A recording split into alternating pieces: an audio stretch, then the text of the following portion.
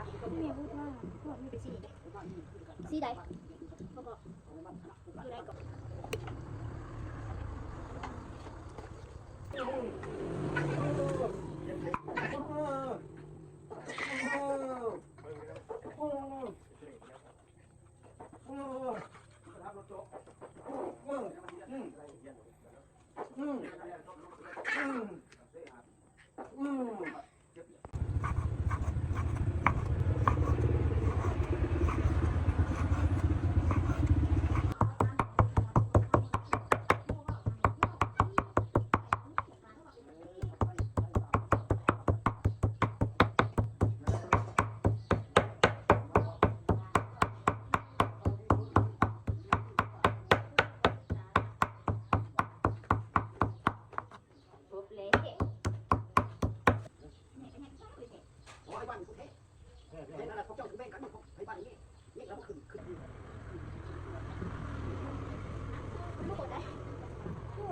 แม่พูดว่าพวกมีไปสีใดเขาบอกอยู่ไหน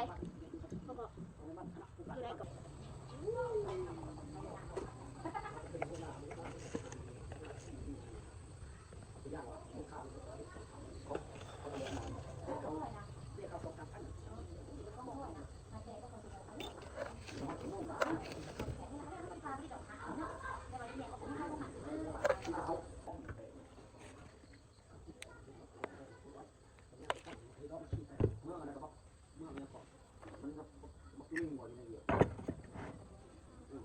ก่อนที่มันเอาหาเสียงเลยเจ้าของนะครับ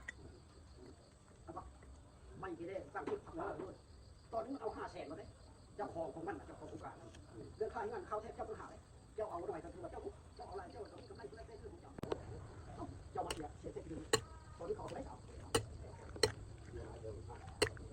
แล้วเอาได้ถามว่า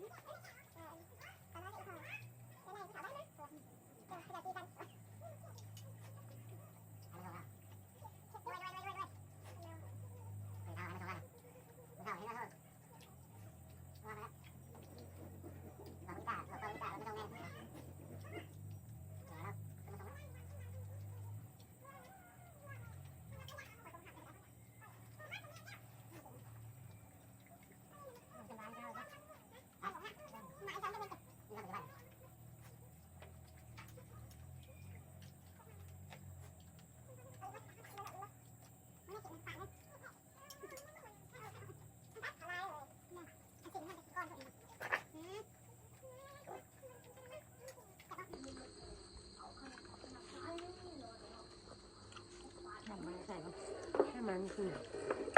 เจ้ากินคำหนึ่งหรือสองคำเลย ตอนที่เอ็มมีอร่อยตอนกูยังหน่อยน่าอร่อยก็ไม่ กินข้าวจุลินนะครับมือแต่ตัวเองมาข้ามนั่นระยาแล้วไปหาหลินนะ กระดิ่งใครก็เอ่ยมันน้ำมาเลย มักขี้อ่ะมักขี้อ่ะ ยังบ่เหี่ยวเดี๋ยว ไอ้ น้ำเดี ขี้ ยว อ่ะไอ้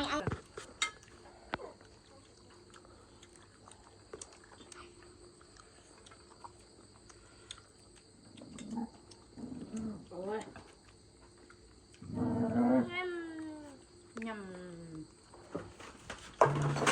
โอ้ย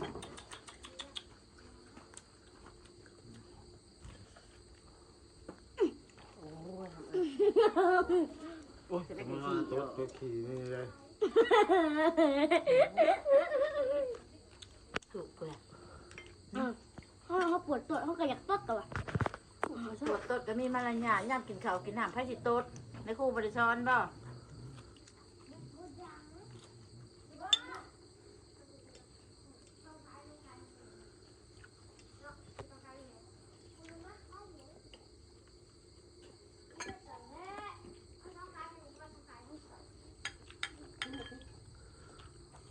แกผลกินไหม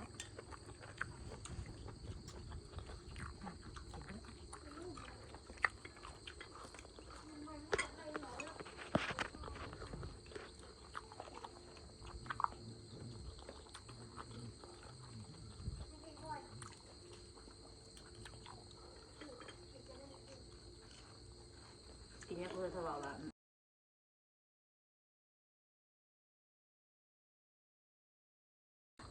โอ้ยนะไม่ใช่ปะ